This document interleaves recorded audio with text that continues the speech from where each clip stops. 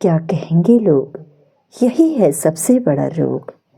परम पूजनीय श्री नवयोगेंद्र स्वामी जी के अनमोल मोती से यह शिक्षाप्रद कहानी जो मैं चंद्र जोशी द्वारा पुराने समय की बात है। एक अधेड़ उम्र का व्यक्ति अपने पोते के साथ किसी दूसरे गांव जा रहा था। उसके पास एक घोड़ा भी था जिस पर वह स्वयं सवार था और बालक पैदल चल रहा था। रास्ते में लोगों ने देखा तो आपस में कहने लगे, देखो वह व्यक्ति कितना निर्दयी है, स्वयं तो घोड़े पर चढ़ा है और बेचारा छोटा बालक पैदल चल रहा है। घोड़े पर चढ़े उस बूढ़े व्यक्ति ने सुन लिया। वह घोड़े से नीचे उतर आया और अपनी जगह उसने बालक को घोड़े पर बैठा दिया। कुछ दूर जाने पर पुनः कुछ लोग मिले तो कहने लगे, देखो बालक कैसा मूर्ख है, खुद तो घोड़े पर जा रहा है और बेचारा बुढ़ा घोड़े के पीछे हाँफता हुआ चल रहा है। अरे बालक तो वैसे ही दौड़ दौड़ कर चले जाते हैं। यह सुनकर उस व्यक्ति ने विचार किया कि हम दोनों को ही घोड़े पर बैठ जाना चाहिए। अतः दोनों घोड़े पर बैठ गए।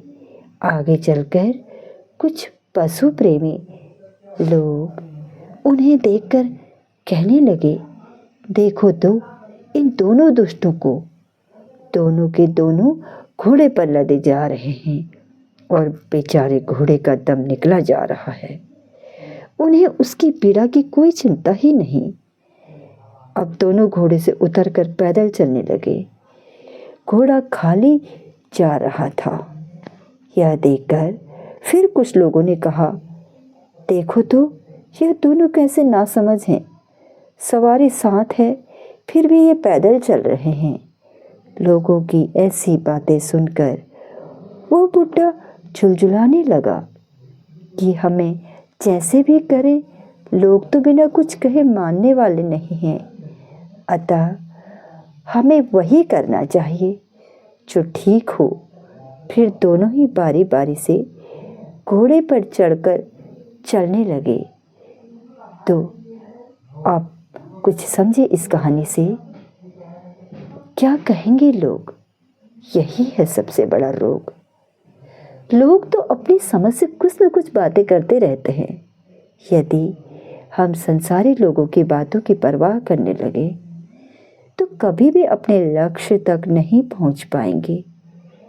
जब हमारा यह दुनिया छोड़ने का समय आएगा तो कोई हमारे साथ नहीं जाएगा और अन्य लोगों के साथ हम भी इस संसार को नहीं छोड़ेंगे।